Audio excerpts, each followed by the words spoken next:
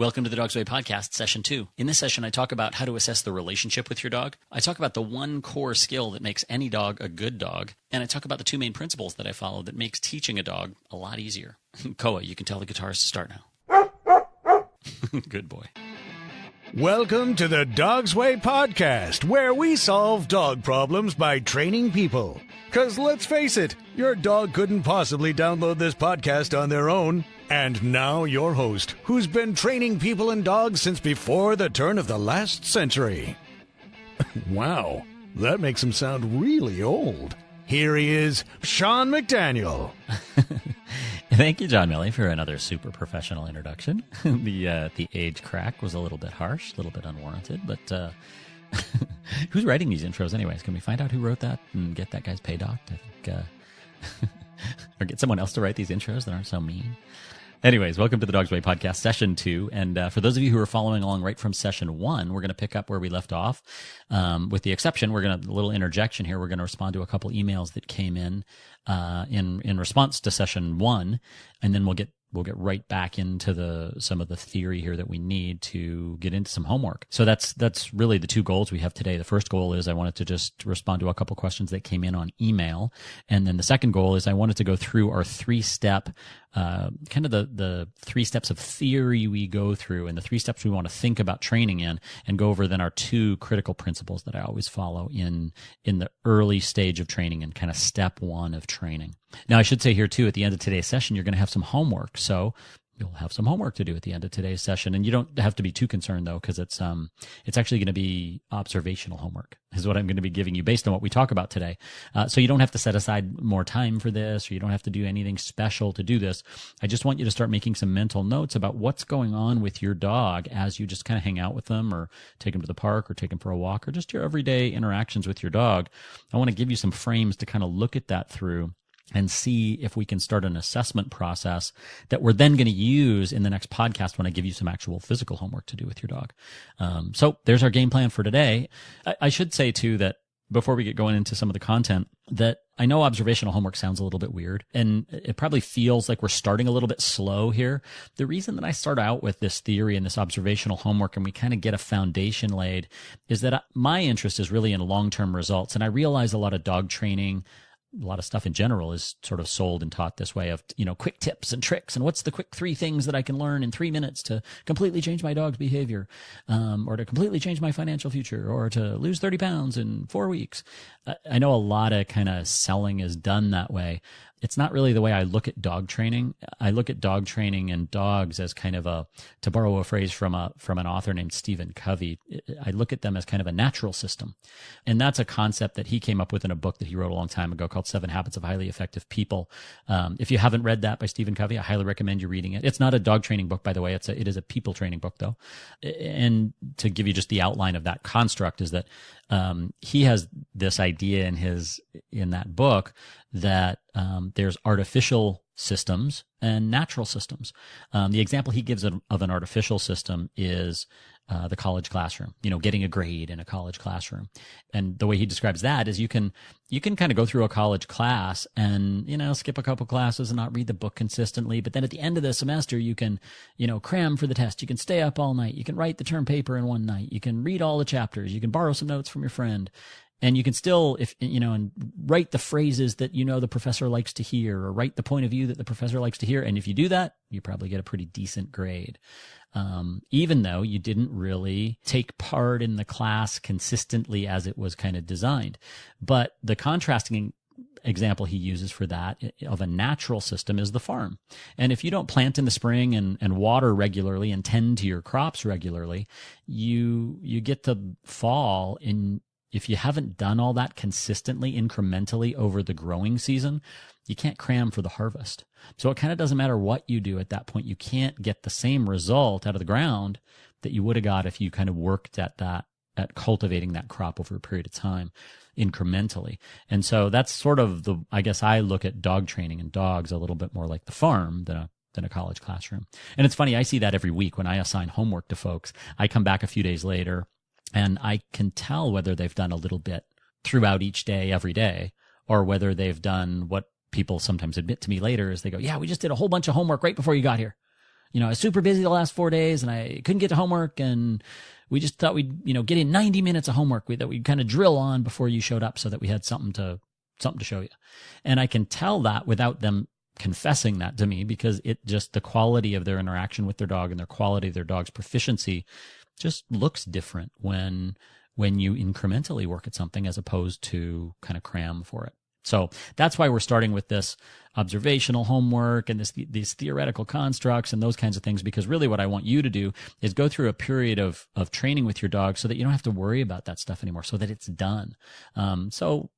Real training takes a few weeks, takes starting simply, incrementally adapting to progressive challenge over a period of time with repetition, and you get a training result. Now, that being said, I should say too that that isn't to say a lot of things can't shift quickly with your dog. As a matter of fact, I see that a lot in lesson 1, meaning that in lesson 1, we focus on some theory, just like we're talking about today. All the stuff we're talking about today is kind of the first half of lesson 1. And then we go for a walk with the dog, and we work on walking on a loose leash, and we work on some relationship exercises that we have. And the side effect of that is that the dog learns a skill of walking on a loose leash, at least in the short term. They start voluntarily kind of following their owner. But the side effect of that is their demeanor changes, so much so that actually I have a lot of people at the end of lesson 1 saying things like, maybe he's sick today. Maybe he's got a virus or something, or maybe there's something, we should take him to the vet because it seems like there's something wrong with him. And it's always funny for me to hear that, because the something wrong with him is their dog's relaxed. And they're just not used to seeing that. They're used to their dog jumping up on them and jumping up on other people and bolting to the end of the leash and barking and whining and kind of overreacting to all the stimuli around them.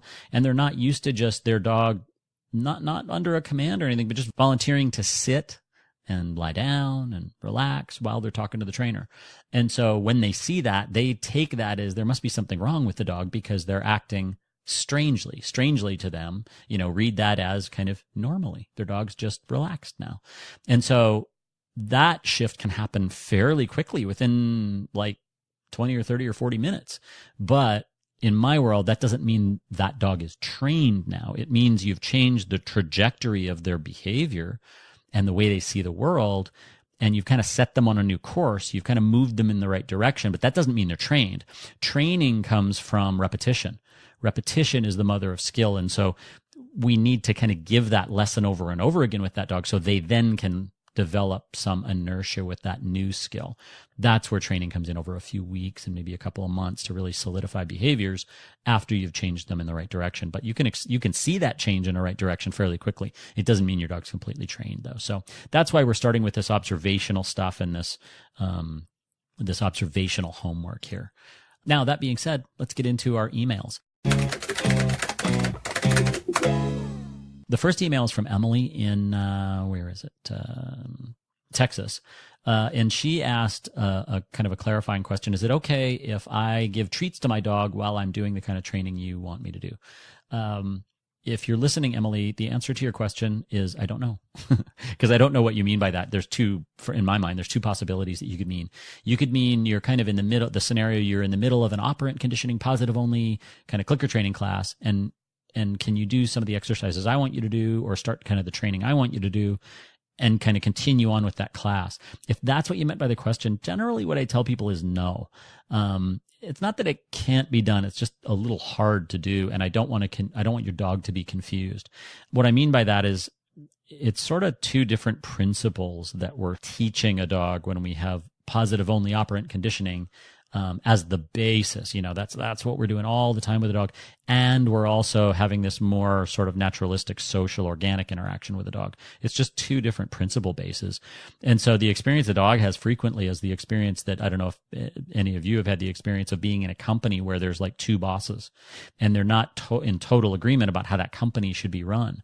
Or sometimes if you remember being a kid and maybe your parents weren't in total agreement about what the principles were that we were following in that family, and you get kind of competing sort of messages, right? And it gets just confusing.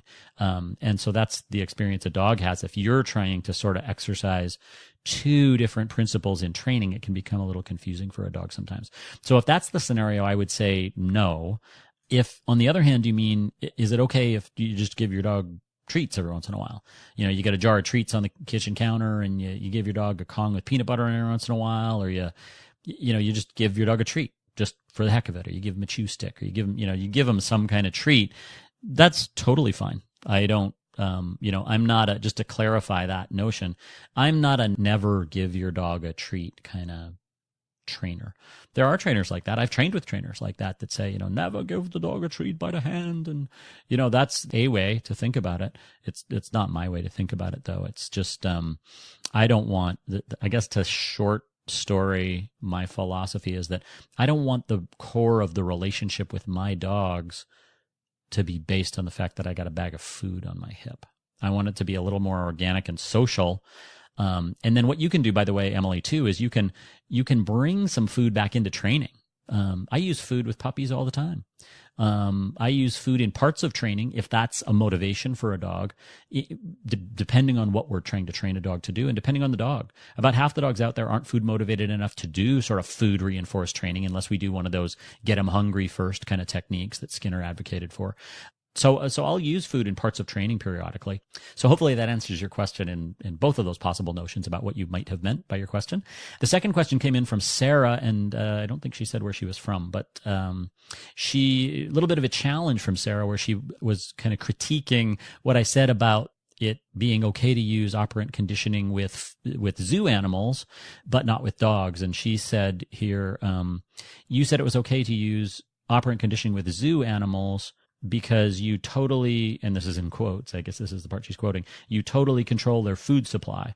And her question is, don't you totally control your dog's food supply? And therefore, by your logic, she's got logic in quotes too, a little bit of a message there, I think. Shouldn't we be able to use operant conditioning with our dogs? It's a good challenge. It's a good clarifying question, Sarah.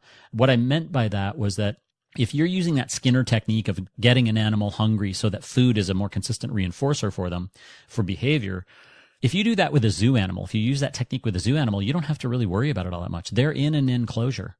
Now, that isn't always true. Sometimes if you talk to some zookeepers, if you get zoo animals hungry or you get them off of a feeding schedule, you may have more than one animal in an enclosure, and their interactions among the animals in that one enclosure can change too.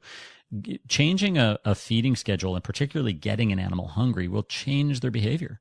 But what I meant was you don't have to put up with it. You can just kind of walk away from the enclosure and you don't have to deal with it. With a dog, that's kind of different because of the latitude we give our dogs. I've had clients that have come to me after they've kind of not really gotten what they wanted out of a food treat training class, where trainers had told them to make their dog hungry because it wasn't working out very well initially with them in the food treat training class. And so they gave them that advice, said, well, just don't feed him the night before, or don't feed him the day of training. And what ends up happening is their dog starts getting into the pantry and climbing the fence and doing things because they're now, quote unquote, motivated. So that motivation from getting a dog super hungry is a double-edged sword a little bit. Yes, they'll be a little more allegiant to treats that you might have, but they also then are more motivated, more voracious about looking for food. And so their behaviors change, and they come up with these new behaviors that can be problematic sometimes that we wouldn't have in a zoo animal because we're not living with a zoo animal. We give our dogs a lot more latitude than we do with wild animals that are in a zoo. So Sarah, if that clarifies that question for you, hopefully that helps. And that's our email section for today. I wasn't able to get back to everybody. I apologize for that. I got back to some people directly on email and can't get to everybody via the podcast because we had, I think we had like 16 or 18 emails that came in. So good job on the emails. Didn't have anybody that was brave enough to call and leave a voicemail. So maybe we'll get that in response to session 2.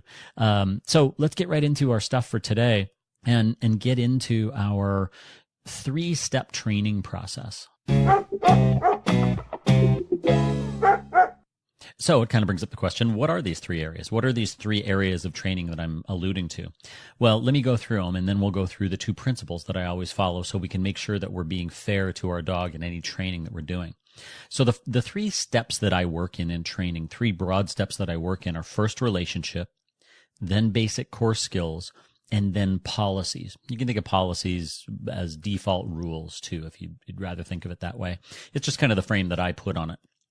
The challenge sometimes with that 3-step process is that when everybody calls me, they call sort of at the level of policy.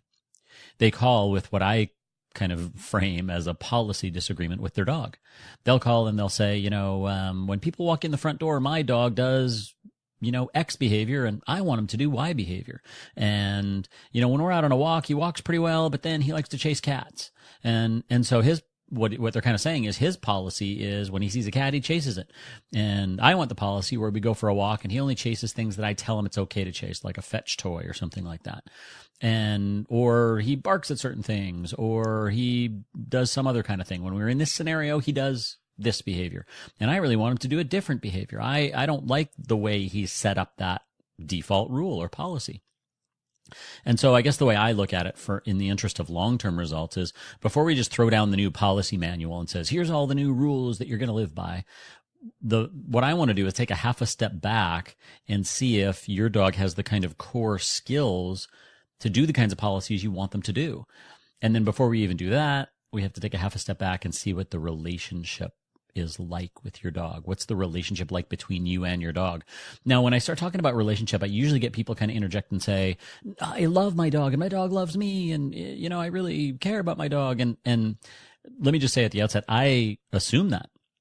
I assume if you're listening to a podcast and reading books and going to training and all that kind of stuff, I assume you love your dog. And if you're spending that much time with your dog and you're that interested in your dog, I assume your dog loves you. But it doesn't have anything to do with you loving your dog, actually. It has to do with how your dog sees the world. You could think about it, to use the company example again, like policies. You could think of it a little bit more like job description. What does your dog see as their job description? So I guess the relationship component that's important to me is your dog interacting with the world directly? Or are they interacting with the world through you? Are they looking to you for interpretation of how we do things around here? Or are they kind of dictating to you how we do things around here? Oh, I'll tell you how we handle squirrels. I'll tell you how we handle people that come in our front door. I'll tell you how we handle somebody that walks into our backyard. I'll tell you how we handle visitors. I'll tell you what we do when somebody gets up to get a glass of water. We jump on them. We lick them. We do whatever. I jump on their lap on the couch. Here's how I behave around people. Let me show you how to do that. One of the hallmarks of that relationship of your dog kind of interacting with the world directly and dictating how we do things around here, quote unquote, is that it's a little bit hard to get your dog's attention once they start a behavior, right? Somebody comes in the front door and they jump up on them. You go, off, no, down, no jump, 4 on the floor. And you start talking to them and stuff and they just go, yeah, whatever. I got a person to jump on here and they're super interesting. If you go out on a walk with your dog and they pull on the leash at all, that's a pretty good indication that they got a lot of interests out there and you're just not one of them. And so there's some behaviors that kind of indicate to us what the relationship is like. Now, sometimes what ends up happening is we can sort of deceive ourselves about the relationship. Well, we'll say he's really obedient in one situation, but not in another situation. Like I'll hear people say a lot to me, in the living room at 10 o'clock at night when there's no one else around, he's pretty obedient. I say sit and he sits, and he doesn't jump up on people and he doesn't bark and he doesn't do these things. And he's a pretty good dog when we're by ourselves and there's no other things around. Well, you're sort of mistaking a lack of interest for obedience. And contrastingly too, you can mistake a coincidence of interest for obedience as well. If your dog likes going to the park and they see getting in the car as sort of going to the park, if it's something they want to do anyways, and you say, Sparky, get in the car, and Sparky jumps in the car, that's actually not Sparky being obedient. That's Sparky doing something he probably would do if you don't say get in the car anyways. He goes, you open the car door, I'm getting in the car because I think that means we're going to the park. So sometimes we can mistake some things that aren't obedience for obedience. And what we want is actual obedience. And so to do that, we want to start with this relationship component, and we want to start kind of just shifting the job description a little bit. And we do that with a loose leash walk, and we'll get into exactly how to do that in session 3 of the podcast. But I want you, in your observational homework, I want you to start looking at the relationship. So I want you to start taking some mental notes about how frequently is your dog just kind of oblivious to you? Because that's sort of more a leadership role, a leadership job description. Kind of a leader just sort of goes about their business, and a follower keeps track of the leader and then follows along. and the follower is always aware of what the leader's doing. And so if we go out for a walk, and a typical walk, you'll see people kind of doing this walk with their dog where they chit chat with their dog a lot. They forward face their dog a lot. They kind of ask these almost rhetorical questions to their dog a lot. You see people walking their dog going, hey, come on, let's go. What do you have there? Hey, put that down. What are you doing? Hey, come over here. I've got to go. Hey, remember, I got to go now. Come on. What do you, put that down. What do you, leave it? What do you, hey, come on. Well, hey, what do you have there? Hey, you're a nutty guy. Oh, what a nutty guy. And the chit chatting kind of happens the whole walk. Well, that's seen by a dog as you kind of overtly keeping track of them, you being permanently sort of aware of them. And that's seen as kind of following behavior, all that attentiveness to them.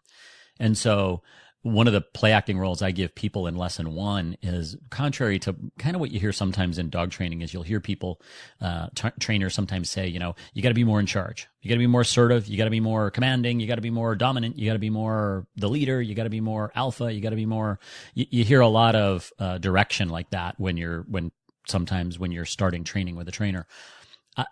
It's not that in the broadest definition of those terms, that's probably not true. It's just that sometimes we misunderstand those definitions and misinterpret those definitions a lot. And I don't use alpha a lot because we certainly misunderstand that in terms of what a canine alpha looks like and what kind of a human alpha looks like, I guess. Because when we use the term, to give you an idea of language, when we say that guy's an alpha male, it's a pejorative. It's kind of an insult, right? We mean they're sort of a jerk. And it's not like a compliment to say that guy's a real alpha male. It's meant as kind of something negative, mainly because we mean like, hey, he's a domineering jerk. And so what we sometimes interpret as alpha is not the way we want to do dog training. But there is a leader-follower relationship that's going on. And so the play acting kind of motivation I give people in lesson 1 frequently is actually be more oblivious to your dog. Now, this is an act because we do want to be aware of what the body language is telling us about what your dog's thinking in a lesson 1. But so that's actually an experiment you could do. I sort of lied. You can maybe even do a little bit of homework with your dog. But next time you're on a walk with your dog, play act for a few minutes. Just play act like you're a little bit oblivious to your dog. Like you don't even know they're really there and you're just going to kind of go about your business and you don't chit chat with them that much and kind of see what that does. That's pretty cursory sort of thing because there's a lot of other moving parts to this, but that's something you can certainly experiment with. Don't chit chat with your dog too much and just see what's going on. Or contrarily, you can observe how frequently you're kind of chit-chatting with your dog and kind of asking rhetorical questions to your dog. What are you doing? What are you looking at? What do you see? What do you have? What's going on?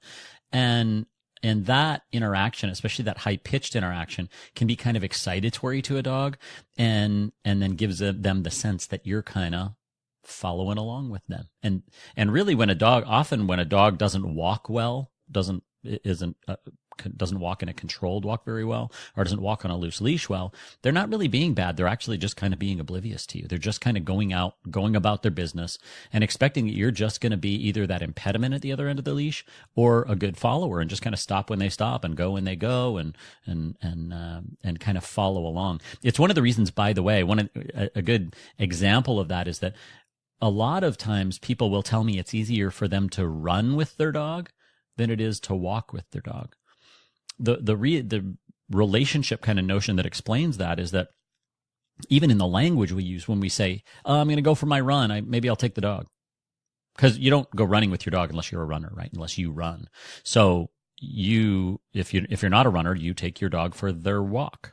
And the ownership of that activity is kind of heard in the language, right? I'm going to take the dog for his walk now. Or I'm going to go for my run and I'm going to take the dog with me. And so it's kind of like the dog's coming for your run with you and you're more directed in your run. Okay, I got to go this fast. I'm going this way and I'm going this direction. And a lot of time that directedness of you just going about your business actually changes the relationship in the run relative to the walk. And so that's another good experiment. If you run with your dog, you can kind of ask yourself the question, like, why is it easier to run with my dog than it is to just go for a walk with my dog? And that's part of it is you play act as kind of the leader inadvertently maybe, but the sense you have of your run is just your run, and you're going about your business. So that's one of the things that in session 3, I'm going to give you some homework and a way to do that with your walk so that your dog can start to see that walk as your walk and not their walk. But your homework right now is observational, and I want you to kind of see how frequently you're kind of chit-chatting and interacting with your dog for kind of no reason, and how often they sort of seem oblivious to you, how often it's hard to get their attention. Where they just kind of honestly just go, geez, I didn't even realize you were there. They look a little surprised sometimes when you actually go up and kind of pull them away from the squirrel or pull them away from the plant or pull them away from whatever it is. And they kind of look at you like, whoa, geez, I didn't even know you're there. Because in their mind, you kind of weren't. They were sort of out there on their own mentally, sort of dealing with the world directly. So that's the little bit of relationship homework that I want you to go experiment with, is just get a sense of, are they interacting with the world directly? Or are they interacting with the world through you and interpreting things through you? This second step, the step of core skills, so that's our relationship section. This core skill section, what I mean by core skills, some of it has to do with functional obedience. Some of it sort of grows out of that shift in job description from a relationship when we do some of our relationships in a loose leash walk. But this core skill notion is key because some of it is just attention span, the core skill of attention span. How long can your dog just focus on something before they just go, hey, there's a shiny thing over there, I got distracted? And then some of it has to do with functional obedience. Like if you say a verbal command to your dog, do they get that you really mean anything? Or have they kind of tuned you out? Or you just sort of, have you come up with the interaction with your dog where you just kind of sound like Charlie Brown's teacher, right? You just want, and you don't really mean much when you say things to your dog. Do they have that skill to kind of be responsive to things you say? But the foundational core skill that I'm most interested in, it's the skill that any quote unquote good dog has, and that's the skill of recovery. Meaning that if your dog has the ability, the weird phrase that I use is, if your dog has the ability to govern their nervous system during a transition in their environment, said another way, if they have the ability to recover from stimuli in their environment, things that excite them, and they can bring their nervous system back down again, then they're a quote-unquote good dog. Sometimes you hear people say this where they say, oh, my last dog was the best dog I ever had. I never talked to a trainer in his life. We never went to one obedience class, and I could take that dog anywhere with me, went everywhere with me. And what they mean is that they might have had a lot of other skills, but one of the skills they had was the ability to govern their nervous system during a transition in their environment. The exact opposite example of that is these days in dog training, the word is reactive, right? That dog's really reactive, meaning they overreact to stimuli in their environment. They don't have the ability to recover from stimuli. They don't have the ability to govern their nervous system during a transition in their environment. Now, the reason that that's kind of important, it's one of the, if you've been reading about puppies at all online, or you've been doing some research about puppies, a lot of working dog puppies or hunting dog puppies or people that just breed kind of high-end pet dogs, those breeders at 7 weeks will do an aptitude test of each of those puppies. And the reason I tell people about this is that this is actually one of the things they're testing. This skill is one of the things they're testing in, they'll do what's called a Vollard puppy aptitude assessment, where, and it comes out of some of the research from Scott and critical periods in puppies, which is why they do it at 7 weeks or 49 days. But when they do those assessments, they do a bunch of different things. They turn a puppy upside down, and they pinch the webbing between the toes, and they do a bunch of different things. But two of the things they do are a sight startle sensitivity assessment and a sound startle sensitivity assessment. Sounds pretty fancy, sounds scientific, and, really like doing, making it sound all that scientific. Really what they do is they take a puppy out, they take him to the assessment room, and for the sight startle sensitivity assessment, they open an umbrella in the puppy's face. So that silhouette changes kind of in front of their face to startle them visually. And every puppy that has eyesight gets startled. It's not that they, that's not really what they're looking for. Though if a puppy doesn't get startled and doesn't notice that thing popped open in front of their face, then, you kind of get them checked at the vet. But every puppy that has eyesight gets startled, but they're really tracking the secondary response to that. They're tracking the puppy some puppies, you open that umbrella in their face and they run as far away from the umbrella as they can get. Other puppies, you open the umbrella in their face and they attack the umbrella. And other puppies, you open the umbrella in their face, they get startled, they immediately recover, and they start sniffing to investigate. And what I what I always tell people is you don't have to be a dog expert to know which, I want that one. I want the recovery one. I want the one that got startled, recovered, and immediately investigated, started sniffing. And the same thing with sound. You make a loud noise and some puppies run away, some puppies act more aggressive, and some puppies just recover and start investigating what that is, and they kind of settle themselves down. So the reason they're doing it at 7 weeks is the presumption is they're getting the genetic predisposition to that behavior, right? But the reason I tell people about that part of those assessments is that that's one of the core skills we're starting to coach, even in lesson 1, as we start kind of working with some of these relationship exercises. We want to start identifying for the dog that special kind of decision of recovery, or we want to start assisting them in recovering. And we'll talk about kind of more how to do that in session 3. But your homework in this behavioral, basic skills section is what I want you to start to notice is, how does your dog react to changes in their environment?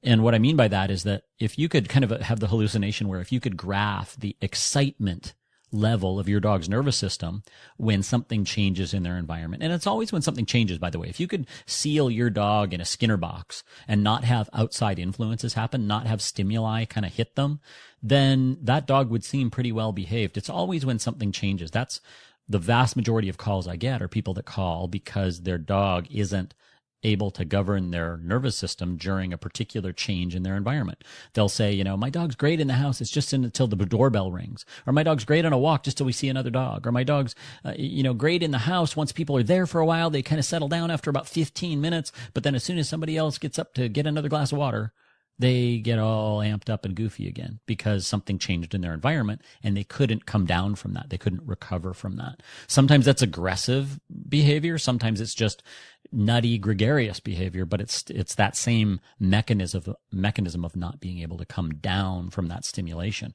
And so what I want you to do for your observational homework in this basic skills section, for this core skill of being able to govern your nervous system during a transition in your environment, I want you to start kind of taking mental notes on, okay, this change. Now, what changes am I talking about? If you grab your coat, your keys, and your leash, like that's called the precursor stimuli for a walk, right? What does your dog do? Some dogs just wait by the door and pant excitedly in a sit. That's just what they come up with. You don't train them to do that, but sometimes some dogs just do that. That's what they do. Oh, I know we're going for a walk. I know we're going out this door. I'm just going to sit over here and pant kind of excitedly, waiting for you to put the collar and the leash on me, or whatever you use to go for a walk. If that's the ritual, the sort of way that dog handles that change in their environment, then we go, oh man, thank God, that's great. That's perfect. That works for me. But other dogs, start running around and knocking over lamps and launching themselves off furniture. And so if that's the ritual they come up with, if that's kind of their way to sort of work out this excitement level that they can't come down from, then that's problematic and we have to start redoing that. But what I want you to see is these little things that change in their environment. How does your dog react to that stimuli, to that excitement? And so it can be little things. Now, you probably don't have to think about it that long if these are big reactions, right? If your dog is quote unquote reactive and you have triggered responses to big deal stimuli, like your dog goes bananas when they see another dog. They just start frothing at the mouth and barking and sounding like Cujo. You don't have to think, gee, I wonder if that's going to happen. That happens consistently enough that you have changed your walk and you walk in different places and you turn around and you see a dog and you've changed your behavior enough to mitigate your dog's response to those things. So those are obvious. What I want you to do is notice these little things, because it's these little things that accumulate often that end up in an incident. And so I want you to see how your dog reacts to you just opening the crate door if you use a crate, or the kennel door, or the front door as you're going out to go for a walk, or your car door. If those reactions are kind of big explosions of behavior, your dog goes bolting through the front door, yanks at the end of the leash, starts yipping and whining and flipping all around and doing big deal things that they can't settle down from, that's a really good indication that your dog needs some coaching in this core skill of governing their nervous system during a transition in their environment. So that's homework item number 2. In the relationship component, what I want you to do is see just how often your dog kind of looks like they're on their own, how hard it is to get their attention sometimes. You have to really do a song and dance. That's the relationship little observational homework. This basic core skill homework is seeing how your dog reacts to changes in your environment. how quickly can your dog recover from a change in your environment? How can they come back down to, let's say if just walking around the house with you is like a 2 out of 10 on their nervous system scale, and you grabbing the leash gets them to a 7.5. How quickly can they come back down to 2 or 2.5 or 3, or someone that seems kind of neutral? So what's their recovery ability like? That's your kind of basic skills homework. The notion of policy homework is I want you to just start making some mental notes of what your dog's policies are. What's your dog's default rules for stuff? If they go to meet people, do they jump up? Is that kind of like an 8 out of 10 times they just meet? That's their ritual. Somebody says hi to me, looks me in the eye, I walk over to him, I jump up to try and lick him in the face. Or you go to get the food bowl and they start doing laps around the house, or start digging up the carpet, or start chewing on the dining room table leg. What's their policies? What are their policies that they've kind of come up with? Their default rules that they've set up that they sort of live by.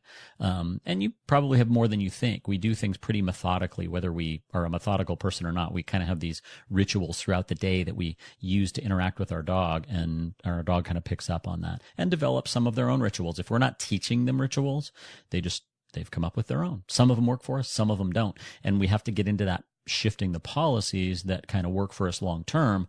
But first, we want to deal with some of this relationship stuff and some of these basic skills notions. So those are our 3 policies in those little 3 areas of homework for you to kind of start looking at and start observing in the relationship area, in the basic skills area, and in the policy area. And just in closing today, I wanted to go over just a couple little concepts that are kind of adjuncts to this. And those are just the 2 principles that I always follow in training. The first principle is going to help you keep your dog in a situation, or rather keep your dog out of situations that are just too difficult for them.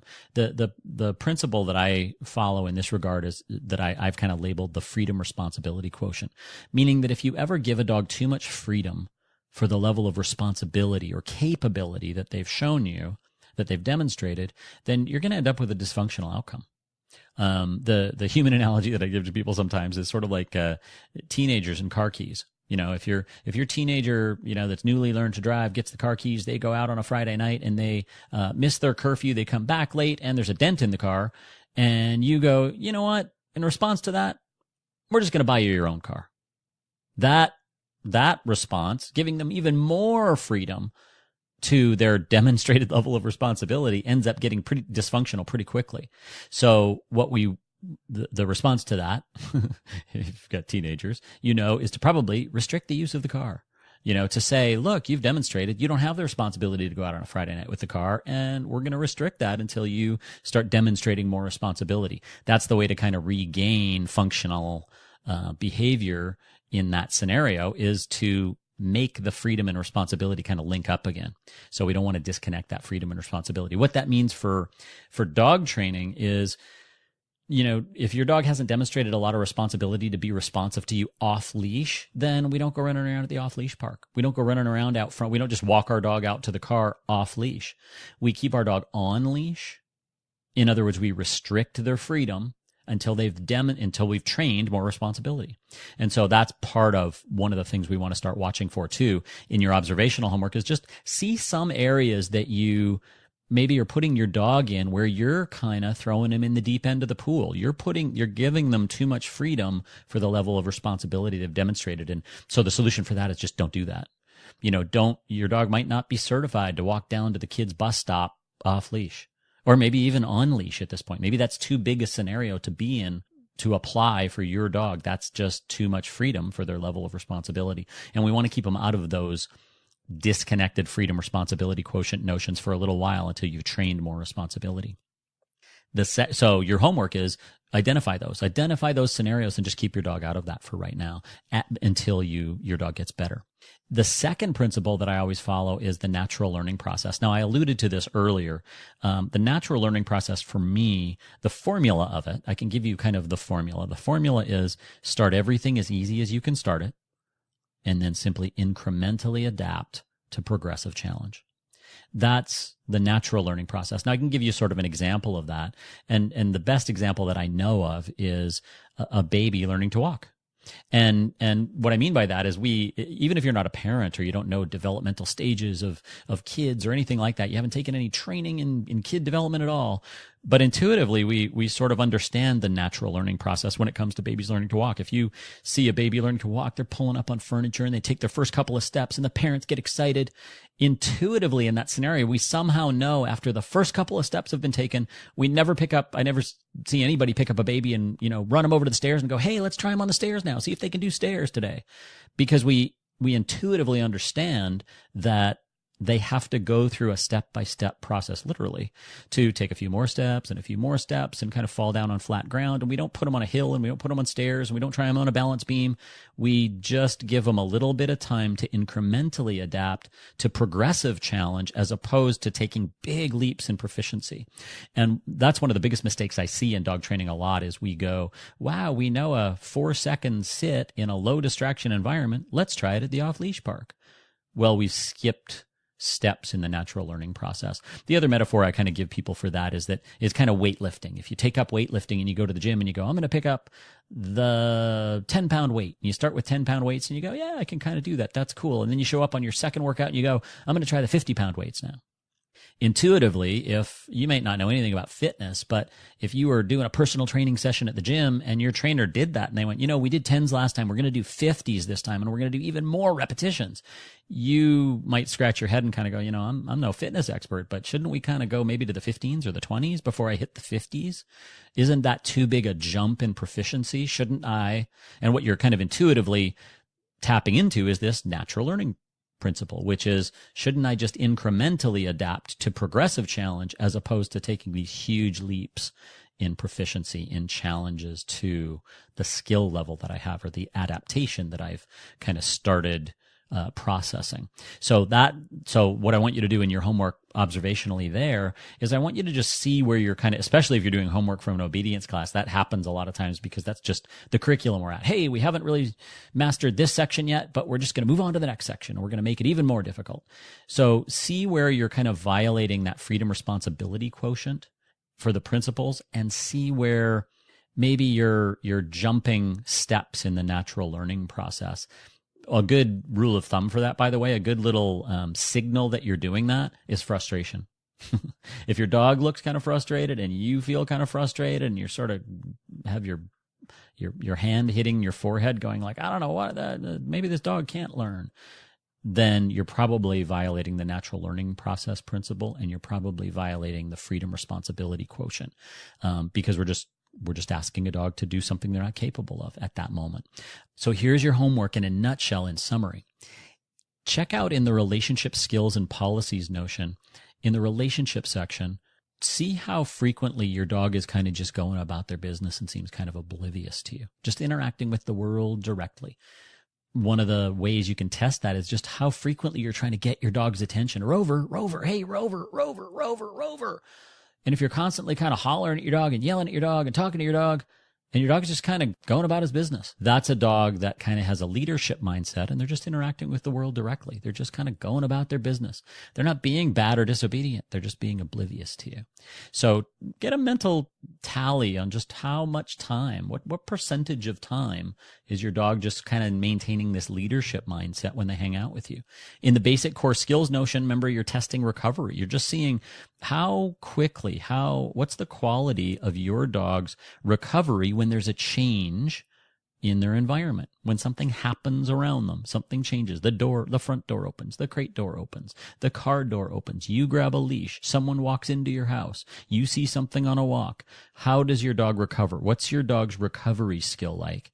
And in that policy notion, just start making some mental notes on, okay, so how does my dog live every day? What's their ritual for this scenario and that scenario? What are their policies?